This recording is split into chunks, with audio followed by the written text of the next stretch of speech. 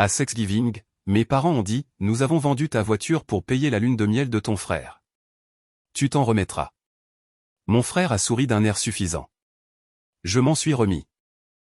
Mais après avoir foutu en l'air leur vie. Moi, homme de 25 ans, j'ai grandi avec des parents qui me traitaient comme si j'étais un inconvénient depuis le premier jour. Sans blague. Comme si j'étais un PNJ dans le jeu d'aventure épique mettant en vedette mon jeune frère, Dylan, 24 ans. D'aussi loin que je me souvienne. Mes parents ont rendu douloureusement évident que je n'étais que leur essai parental, tandis que Dylan était leur véritable fierté et joie. Le favoritisme n'était même pas subtil. On parle d'une situation du genre un enfant reçoit tout, l'autre reçoit les miettes. Quand Dylan voulait le dernier système de jeu, mes parents campaient littéralement devant le magasin pour être les premiers dans la file d'attente. Je me souviens d'un vendredi noir où ils sont partis à 1h du matin pour obtenir une PS4 pour lui, puis ont organisé toute une cérémonie pour la lui donner. Pendant ce temps, quand j'avais besoin de nouvelles chaussures parce que les miennes avaient littéralement des trous, ma mère me disait « Arrête d'être si dur avec tes affaires ». Le pire, ce n'était même pas les choses matérielles. C'était la façon dont ils me traitaient, comme si j'étais invisible, ou pire, un problème. Ma mère me poussait littéralement hors des photos de famille pour n'en avoir qu'une avec Dylan, comme si je gâchais la photo en existant. Mon père parlait de moi comme de l'autre quand il parlait à ses amis. Dylan est de nouveau sur la liste d'honneur, et l'autre fait, n'importe quoi. J'avais un nom, mais apparemment, ça ne valait pas la peine de s'en souvenir. Au dîner, Dylan avait ses plats préférés, tandis qu'on me disait de manger ce qu'il y a dans ton assiette ou d'avoir faim. Si je n'aimais pas quelque chose ou si je n'avais pas faim, j'étais ingrat et difficile. Mais si Dylan ne voulait pas ce qui était servi, ma mère se levait d'un bond et lui préparait autre chose. Elle cuisinait littéralement son plat préféré, même si c'était à 1h du matin. À ma remise de diplôme de lycée. Ils sont arrivés avec 30 minutes de retard parce que Dylan avait un match de soccer récréatif qui s'est prolongé. Ils m'ont raté quand j'ai reçu mon diplôme et prononcé mon discours. Oui. J'étais en fait major de promotion, mais ils ne l'ont jamais mentionné à personne. C'était le schéma pour littéralement toute ma vie. Pour les anniversaires, Dylan avait des célébrations d'un week-end entier avec des amis. J'avais un joyeux anniversaire à marmonner s'il s'en souvenait. Pour l'université, Dylan a obtenu une bourse complète payée par mes parents. On m'a dit, l'université est trop chère de toute façon, et j'ai contracté des prêts étudiants paralysants. Alors oui. Et ce n'est pas tout d'ailleurs, mais vous voyez l'idée. Malgré tout cela, ou peut-être à cause de cela, je me suis démené pour être autonome. J'ai occupé plusieurs emplois pendant le lycée et l'université. J'ai commencé dans la restauration rapide, je suis passé à la vente au détail. Puis j'ai décroché un emploi de bureau correct pendant ma 3e année d'université. Je me suis débrouillé, j'ai payé mon propre loyer. Acheté ma propre nourriture et j'ai réussi à maintenir une moyenne pondérée cumulative de 3,8 en informatique. Ma plus grande réalisation a été d'économiser suffisamment pour m'acheter un Ford F-150 d'occasion. Rien d'extraordinaire, environ 8 ans avec 128 000 km au compteur. Mais ça faisait du bien de savoir qu'il était à moi. Je l'ai trouvé sur Craigslist, j'ai négocié avec le propriétaire. J'ai organisé mon propre financement par l'intermédiaire de ma caisse populaire et j'ai effectué chaque paiement à temps. Il m'a fallu 3 ans de paiement mensuel. Mais j'ai finalement fini de le payer au printemps dernier. Ce camion représentait tout pour moi, pas seulement parce que c'était un moyen de transport, mais parce que j'avais construit quelque chose pour moi. Pendant ce temps, Dylan vivait sa meilleure vie aux frais de nos parents. Il a abandonné l'université qu'ils avaient payée après 3 semestres parce que les professeurs ne comprenaient pas son style d'apprentissage. Il ne pouvait pas conserver un emploi plus de 3 mois parce que les managers étaient toujours après lui jaloux de son potentiel. Il vivait toujours chez lui à 19 ans, sans loyer. Avec mes parents qui faisaient sa lessive et lui préparaient ses repas. Le plus fou, c'est que je n'en étais même pas amer pendant longtemps. J'ai juste accepté qu'il ne changerait pas. Je me suis dit que mes parents avaient leur préféré, et il n'y avait rien que je puisse faire. Je me suis concentré sur la construction de ma propre vie. En restant à l'écart et en limitant les contacts aux grandes fêtes et aux événements familiaux obligatoires occasionnels. J'ai même essayé d'être cool avec Dylan. Ce n'était pas sa faute si nos parents étaient comme ils étaient, n'est-ce pas? Mais il a absorbé tout ce traitement spécial et s'est transformé en l'imbécile arrogant auquel on pouvait s'attendre. Il m'empruntait de l'argent et ne me le remboursait jamais. Il se moquait de mon camion tout en conduisant la voiture que nos parents lui avaient achetée.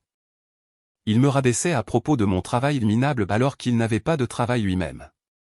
Je n'arrêtais pas de penser que peut-être, à mesure que nous vieillirions, les choses changeraient.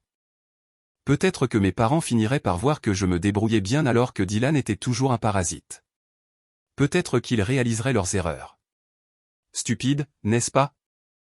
Certaines personnes ne changent jamais, et ma famille l'a prouvé de la manière la plus détraquée possible.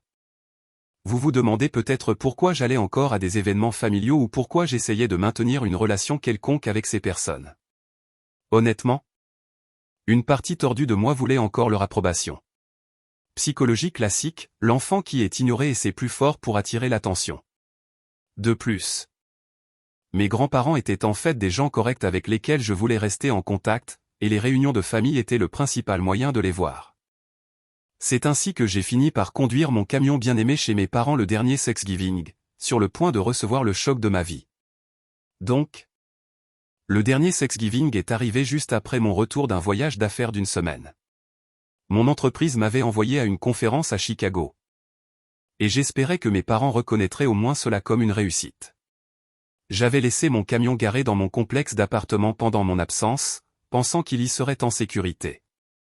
Quand je suis rentré tard mercredi soir, j'étais épuisé par le voyage et je me suis juste effondré. Le matin de Thanksgiving, je suis allé à ma place de parking pour prendre quelque chose dans mon camion, et il n'était pas là. Ma première pensée a été qu'il avait été volé. J'ai passé les 2 heures suivantes à appeler frénétiquement la sécurité du complexe d'appartements, puis la police, à déposer un rapport pour un véhicule volé. Les flics m'ont dit qu'ils enquêteraient, mais de ne pas me faire d'illusions. Encore en train de gérer ce cauchemar, j'ai failli renoncer au dîner de Thanksgiving. Mon doigt planait au-dessus du texto pour inventer une excuse à propos du travail ou d'être malade, mais pour une raison quelconque, je me suis convaincu que maintenir la relation était important.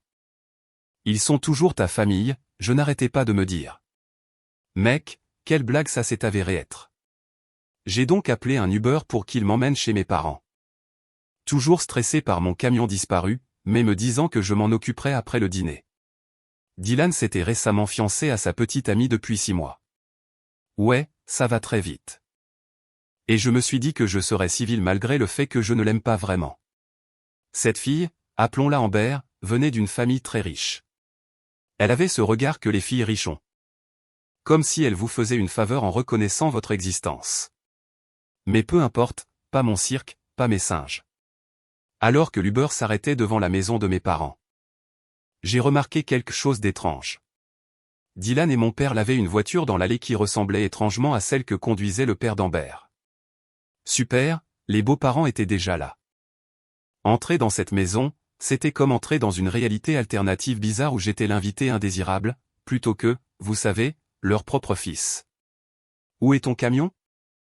A demandé mon père avec désinvolture quand je suis entré, comme s'il faisait juste la conversation. Je me suis immédiatement tendu. Quelqu'un l'a volé. Je viens de déposer un rapport de police ce matin, ai-je dit, en observant attentivement leur réaction. Ma mère et mon père ont échangé ce regard étrange. Et Dylan s'est soudainement montré très intéressé par son téléphone. Eh bien, c'est terrible, a dit ma mère, mais quelque chose dans son ton était bizarre. Avant que je puisse insister. Elle s'est précipitée dans la cuisine en disant que le dîner était presque prêt. Le repas lui-même était horrible, comme d'habitude. On parlait du mariage et mon père disait bruyamment à tout le monde comment Dylan dirigerait bientôt sa propre entreprise, une fois qu'il aurait trouvé sa voie. J'étais distrait. Pensant toujours à mon camion. J'ai essayé de mentionner la conférence de travail à laquelle je venais d'assister, une réalisation réelle basée sur le mérite. Mais ma mère m'a interrompu au milieu de ma phrase pour demander à Dylan s'il voulait plus de farce. C'était la même vieille routine que j'avais vécue toute ma vie. Juste amplifiée par la présence d'Amber. Puis, alors qu'il servait le dessert. Mon père s'est raclé la gorge et m'a regardé avec ce visage suffisant qu'il a quand il est sur le point de gâcher ma journée. À propos de ton camion, a-t-il dit. Nous devrions probablement te dire qu'il n'a pas vraiment été volé. Je me suis figé. Qu'est-ce que tu veux dire par là? Mon père a en fait gloussé, comme si c'était une sorte de blague. Nous l'avons vendu pendant que tu étais en voyage. Je me souviens que mon estomac est tombé par terre. Ensuite, j'essayais de comprendre ce que j'entendais. Vous avez fait quoi, ai-je demandé. C'est alors que toute l'histoire s'est écroulée, chaque détail étant pire que le précédent. Ils avaient vendu mon camion. Pas seulement vendu. Ils avaient utilisé la clé d'urgence de mon appartement que ma mère avait encore, ce que j'avais complètement oublié, ont cambriolé pendant que j'étais à Chicago. On volé le titre de propriété dans mon classeur, ont conduit mon camion et l'ont vendu à mon insu et sans mon consentement. Pourquoi? Parce qu'ils voulaient surprendre Dylan et Amber avec un cadeau de mariage somptueux et avaient besoin d'argent rapidement. Ils avaient déjà promis de payer un mariage et une lune de miel de rêve à Canquin, mais ont réalisé qu'ils ne pouvaient pas se le permettre après avoir versé des acomptes non remboursables. Alors, au lieu d'admettre qu'ils s'étaient surendettés, ou, que Dieu interdise, de demander à Dylan de revoir ses plans à la baisse, ils ont décidé que me voler était la solution logique. J'ai déposé un rapport de police ce matin, ai-je dit, ma voix étrangement calme étant donné que mon monde était en train d'imploser. Mon Dieu, vous ne vous sentez même pas mal? Mon père a agité la main avec désinvolture. C'est bon, rappelle-les et dis-leur que tu l'as retrouvé. Pas de problème. La façon dont ils l'ont expliqué était tellement désinvolte. Comme s'ils m'avaient rendu service. Ma mère a en fait dit, ce camion était trop gros pour toi de toute façon, et tu gaspillais de l'argent en essence. Comme si son opinion avait une quelconque pertinence pour mon véhicule que j'ai acheté avec mon argent. Dylan était assis là avec ce sourire suffisant tout le temps. Comme si me voir me faire avoir été le point culminant de son Thanksgiving. Il a même eu le culot de dire, tu t'en remettras, frérot. Ce n'est qu'un camion. De la part du gars qui a fait une crise de colère quand mes parents lui ont acheté l'iPhone de la mauvaise couleur. J'aimerais pouvoir dire que j'ai renversé la table. Que je leur ai dit à tous d'aller en enfer et que je suis sorti en trombe avec fracas. C'est ce qu'ils méritaient. Mais j'étais tellement pris au dépourvu. Tellement complètement abasourdi par l'ampleur de ce qu'ils avaient fait, que je suis resté assis là tranquillement pendant que mon sang bouillait. Puis j'ai demandé. Comment diable ont-ils même pu le vendre alors qu'il n'est pas à leur nom? C'est là qu'ils sont devenus mal à l'aise. Mon père a marmonné quelque chose à propos d'être toujours sur l'assurance, je ne l'étais pas, j'avais ma propre police. Et ma mère a rapidement changé de sujet pour parler des préparatifs du mariage. Je n'ai pas fait de scène, je n'ai même pas fini ma nourriture. Je me suis juste levé. J'ai pris ma veste et je suis sorti. Personne n'a essayé de m'arrêter. Ma mère a crié quelque chose du genre « ne sois pas si sensible », mais je ne me suis même pas retourné. J'ai dû appeler un Uber. Puisque, vous savez, mon camion avait disparu. J'ai passé tout le trajet de retour à mon appartement dans un état d'incrédulité engourdi. Essayant de comprendre comment ils avaient réussi à faire cela légalement. Ils pensaient qu'ils s'en tireraient à cause de la famille. Ils pensaient que je l'accepterais simplement. Comme j'avais accepté toutes les autres choses injustes et détraquées qu'ils avaient faites toute ma vie. J'allais leur faire subir les conséquences pour une fois dans leur vie de privilégiés. Le lendemain matin, je me suis levé tôt et je suis entré en mode recherche. Le premier appel a été au CIV pour comprendre comment diable ils avaient réussi à transférer le titre de propriété. Il s'avère que ma signature avait été falsifiée sur le transfert de titre. Pas même bien falsifiée, elle ne ressemblait en rien à ma signature réelle, mais apparemment, l'employé du CIV n'avait pas pris la peine de vérifier ou de la comparer à quoi que ce soit. Mes parents sont juste entrés, ont remis un titre de propriété avec une fausse signature, et c'est tout. Le camion avait été vendu pour 12 000 $ en espèces, bien en dessous de sa valeur réelle d'environ 18 000 $ à 20 000 $. Je l'avais payé 24 000 $ il y a 3 ans, je l'avais gardé en parfait état. Et le marché des camions d'occasion était en fait assez chaud à l'époque. Ils l'avaient pratiquement donné parce qu'ils avaient besoin d'argent rapidement pour le mariage de Dylan. Le CIV a confirmé que le nouveau propriétaire était un certain Robert, l'ami de poker de mon père qui possédait une quincaillerie locale. Et juste au moment où je pensais que les choses ne pouvaient pas empirer, est venue la plus grande gifle à mon visage. En regardant dans mes dossiers pour trouver la documentation originale du camion, j'ai remarqué des relevés de cartes de crédit que je ne reconnaissais pas. Au début, j'ai pensé qu'ils m'avaient été envoyés par erreur. Ils portaient mon nom, mais les comptes n'étaient pas ceux que je me souvenais avoir ouverts. J'ai exactement 2 cartes de crédit que j'utilise de manière responsable. Je suis super prudent, donc voir ces relevés avec mon nom dessus a déclenché d'énormes alarmes. J'ai immédiatement demandé mon rapport de crédit. Vous connaissez cette sensation quand vous pensez que vous allez vous faire frapper, mais qu'au lieu de cela, quelqu'un vous frappe avec une batte de baseball? C'est ce que j'ai ressenti en regardant mon rapport de crédit. Il y avait 3 cartes de crédit et un prêt personnel à mon nom dont je ne savais rien. Dette totale, un peu plus de 35 000 $. Certains des frais remontaient à près de 3 ans. À l'époque où j'étais à l'université, j'ai failli vomir. L'utilisation du crédit était maximale sur toutes les cartes, les paiements minimaux étaient à peine effectués.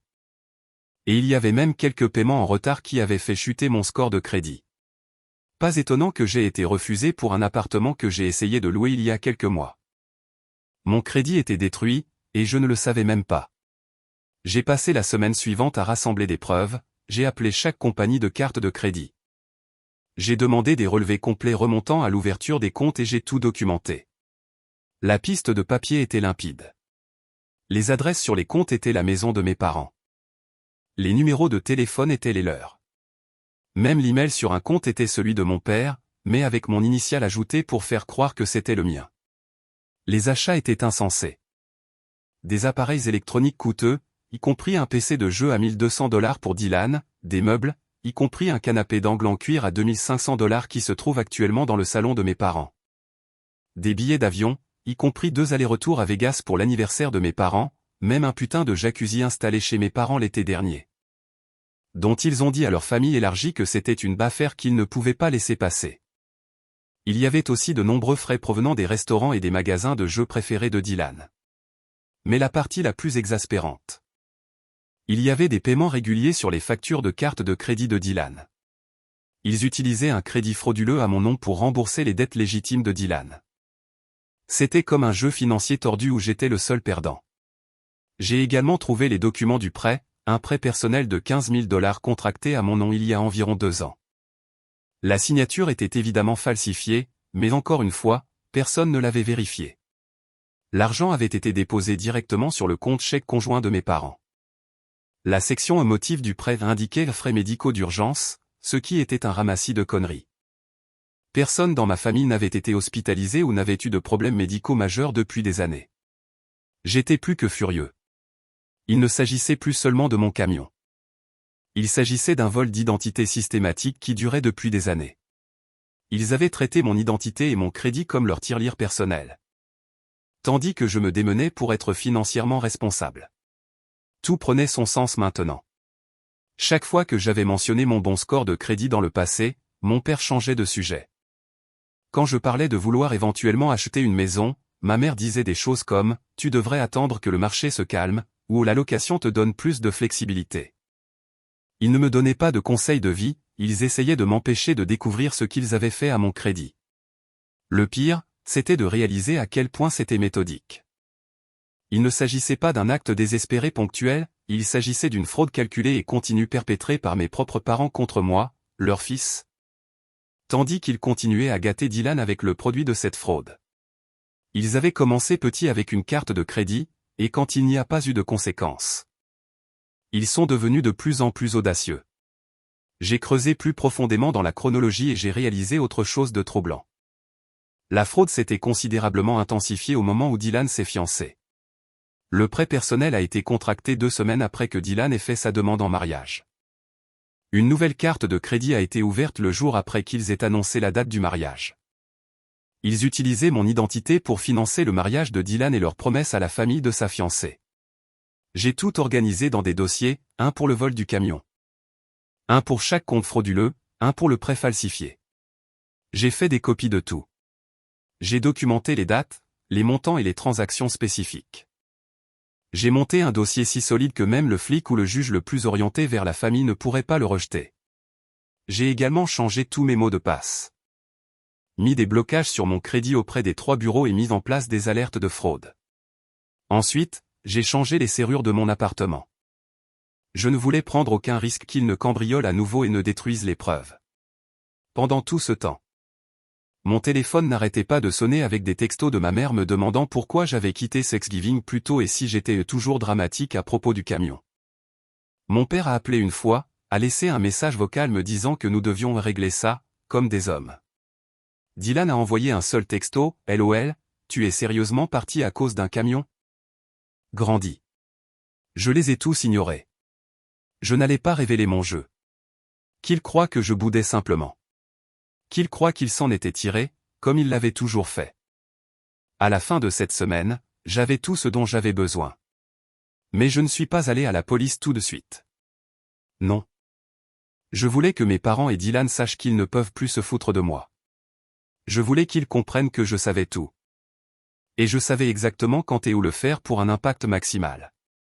Mes grands-parents ont appelé à une réunion de famille et à un dîner chez eux 2 semaines après Thanksgiving. Ils font généralement cela pour que la famille reste en contact. Tout le monde serait là, tante, oncle, cousin, tout le tralala. J'ai décidé que c'était l'occasion parfaite.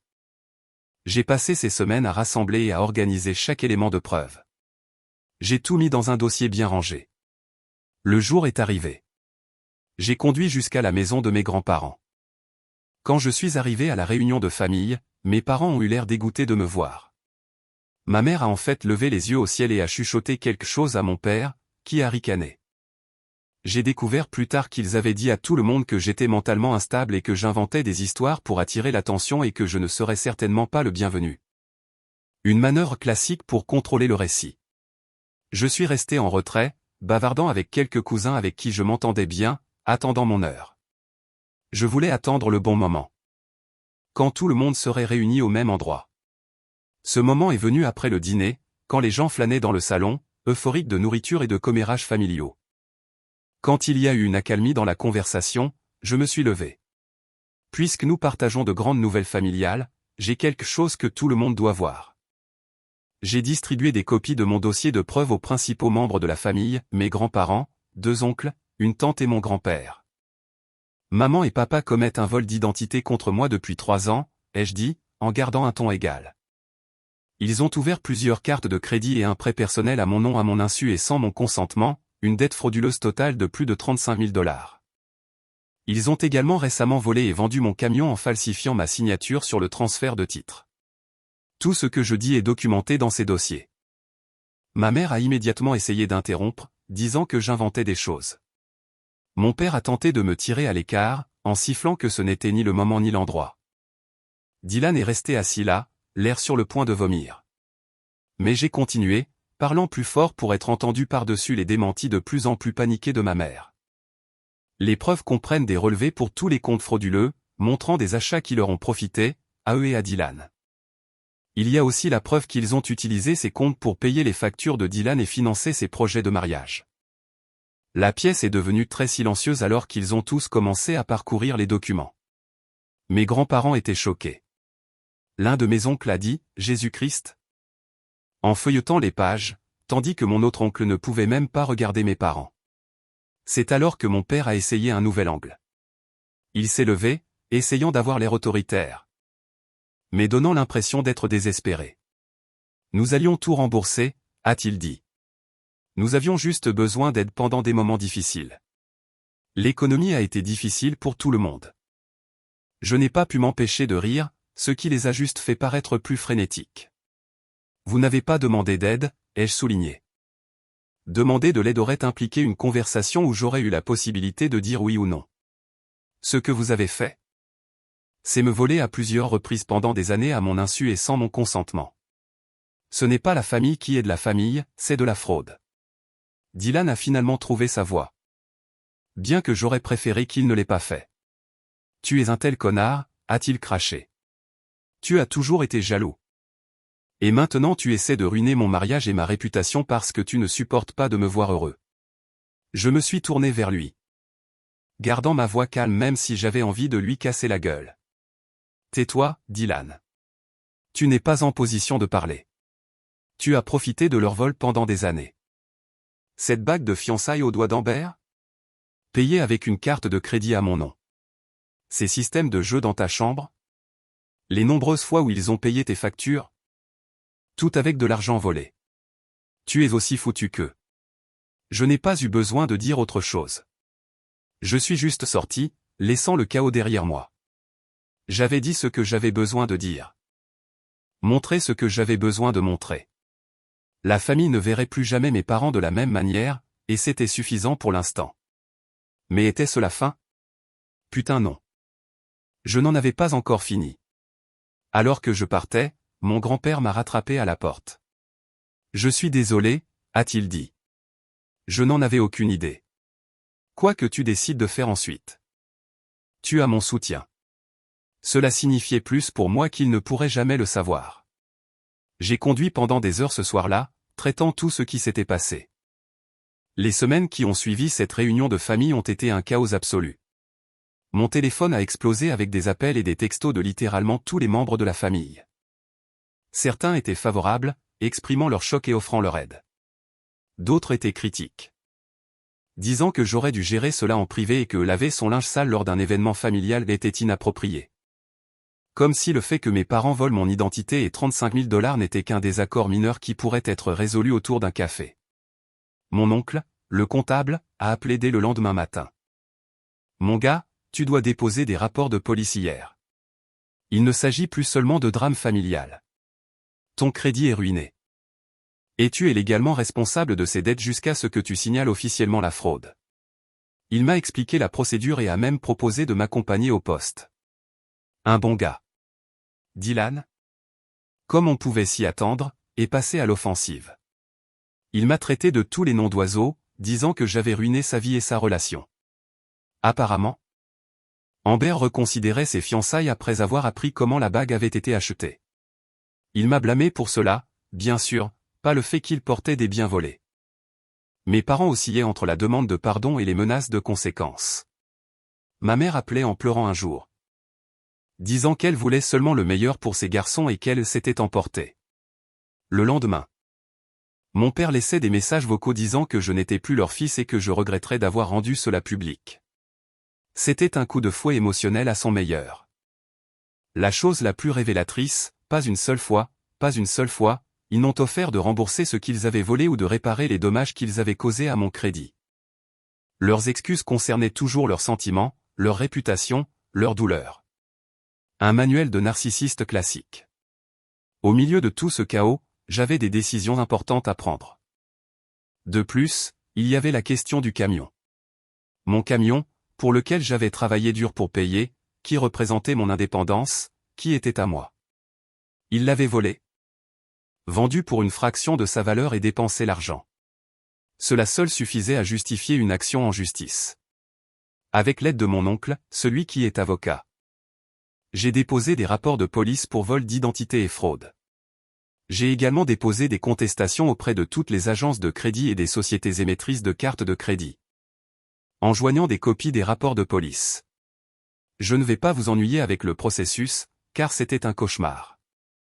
Des heures au téléphone avec les agences de crédit.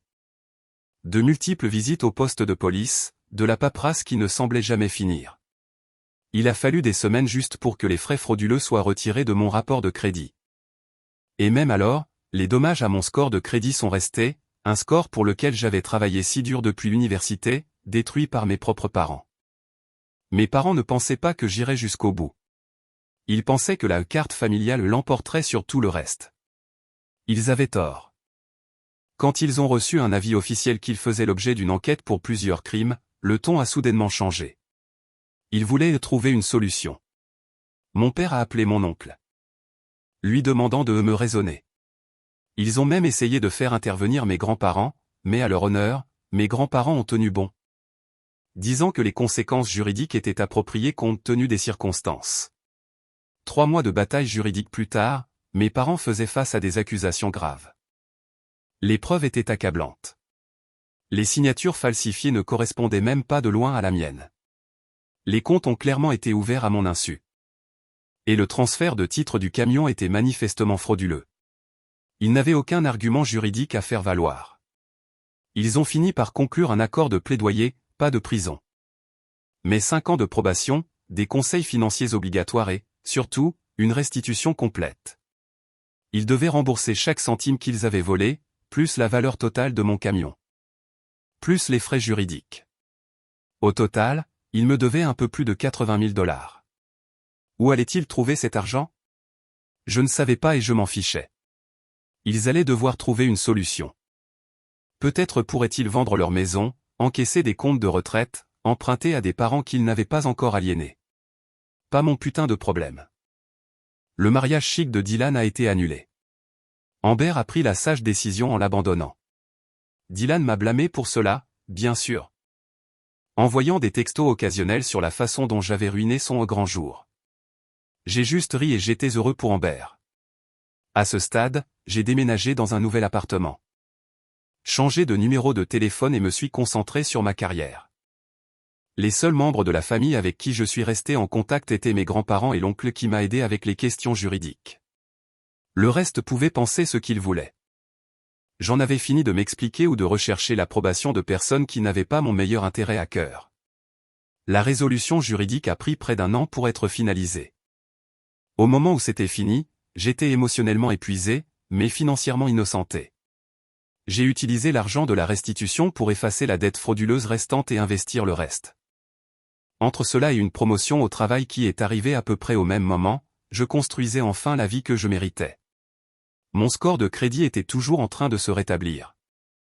Mais avec tous les comptes frauduleux supprimés et un historique de paiement parfait à l'avenir, il finirait par revenir à ce qu'il avait été.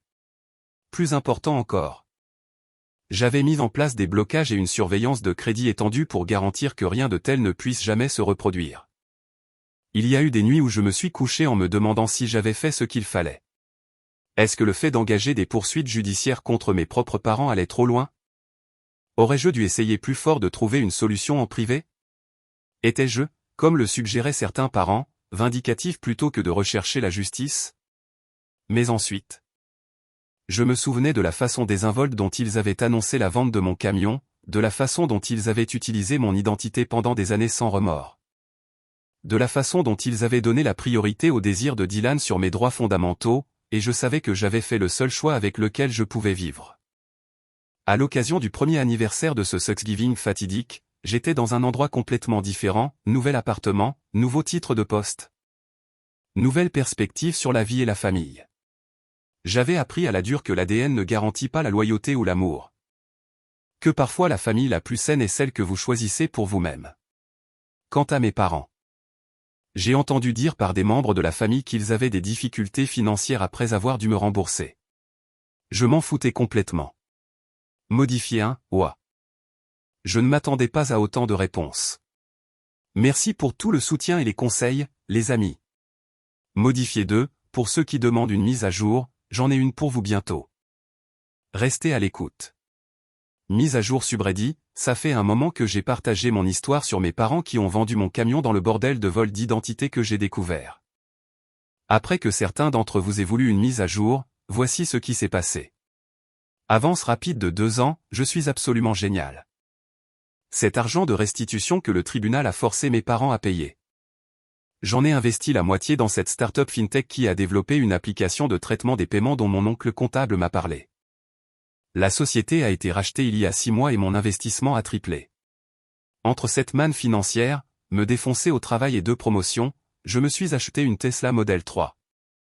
Certainement une amélioration massive par rapport à mon ancien camion, la première voiture neuve que j'ai jamais possédée. Chaque fois que j'appuie sur cette accélération, cela me rappelle que couper les ponts avec ma famille toxique était la bonne décision à 100%. Mon score de crédit est remonté à 790 après avoir été aux toilettes. Il a fallu près de 2 ans de paiement parfait et de temps pour que toutes ces demandes frauduleuses disparaissent. Je vérifie cette merde religieusement maintenant et je garde des blocages sur mes rapports de crédit, personne ne touchera plus jamais mes finances. Je n'ai pas parlé à mes parents ou à Dylan au cours de ces 2 années, silence radio complet. Mon grand-père me tient au courant, cependant. Il s'avère qu'il y a eu de jolies conséquences pour leur merde. Après la fin de l'affaire judiciaire, mes parents sont devenus des parias locaux. Le juge leur a fait payer une restitution complète plus des dommages et intérêts totalisant environ 60 000 $. Ils ont également écopé de 5 ans de probation et ont dû assister à ces séances de conseil financier qui, selon mon oncle, étaient essentiellement ne volaient pas 101. La cerise sur le gâteau. Mon père a dû sortir de sa retraite anticipée et prendre un emploi de merde à la moitié de son ancien salaire. Ils ont dû vendre leur maison de banlieue de 4 chambres et réduire la taille à un condo merdique dans le mauvais quartier de la ville. Dylan a emménagé avec eux parce que, surprise, Dylan ne peut toujours pas conserver un emploi plus de quelques mois. La plupart de leurs amis les ont largués après que tout se soit répandu. Je faisais mes affaires, vivant ma meilleure vie. Construisant ma carrière. Puis, le mois dernier, j'ai reçu un appel d'un numéro que je ne reconnaissais pas. C'était ma mère qui appelait depuis le téléphone de quelqu'un d'autre puisque j'ai bloqué tous leurs numéros. Elle pleurait en disant qu'ils avaient besoin d'aide. Elle a affirmé que papa avait des problèmes de santé, l'assurance ne couvrait pas tout, ils étaient sur le point de perdre le condo, Dylan a encore perdu son emploi blablabla. Pourrais-je les renflouer juste cette fois? Allez vous faire foutre, je lui ai dit que j'y réfléchirais et j'ai raccroché. J'y ai réfléchi pendant exactement 5 minutes avant de décider d'y aller. Non pas pour aider, juste pour dire enfin ce qui devait être dit. Je me suis garé dans ma Tesla et je suis resté assis là pendant 1 minute à les regarder tous jeter un coup d'œil à travers les stores, maman était la seule à avoir le courage de sortir. Elle s'est approchée avec ses yeux pleins d'espoir, pensant probablement que ma belle voiture signifiait que j'étais là pour sauver la situation. Elle a commencé par les classiques voyages de culpabilisation, nous sommes toujours vos parents, la famille reste unie et mon préféré, nous avons appris notre leçon. J'ai baissé la vitre juste assez pour parler. Je suis venu vous donner des conseils, ai-je dit, les mêmes conseils que vous m'avez donnés toute ma vie quand j'avais besoin d'aide, débrouillez-vous. Elle a essayé l'angle où votre père pourrait mourir, il existe des ressources, je lui ai dit, des programmes gouvernementaux, des plans de paiement, des organisations caritatives. Toutes les mêmes choses que j'aurais dû utiliser si je ne m'étais pas battu pour récupérer ce que vous m'avez volé, commencez par là. Dylan est sorti en frappant à ma vitre en criant. Tu es un tel connard, tu penses que tu as l'air cool en te pointant avec une Tesla tout en refusant d'aider ta famille, allez vous faire foutre, oh oui, j'ai l'air cool. Donc, de toute façon. Je suis juste venu vous dire bonne chance pour trouver des solutions, continuez d'essayer, je crois en vous, puis je suis juste parti. Je pouvais voir Dylan perdre les pédales dans le rétroviseur. Bon pour moi. Est-ce que tout est parfait maintenant? Non, j'ai encore des moments où j'aimerais avoir des parents normaux, les publicités de la fête des pères touchent toujours différemment. Mais ces moments se font plus rares avec le temps. En bref, pour tous ceux qui lisent ceci, vous avez le droit de vous éloigner des personnes qui vous blessent. Même si ce sont des membres de votre famille, surtout si ce sont des membres de votre famille. Le sang ne donne à personne le droit de voler votre camion. Votre identité ou votre tranquillité d'esprit. Modifier un, pour ceux qui me demandent si j'envisagerais un jour de les aider, la réponse est un gros non. Modifier à. Pour les quelques personnes dans DMS qui me disent que je suis un connard, très bien. Essayez de vous faire frauder et voler par votre famille. Non, je ne pense pas.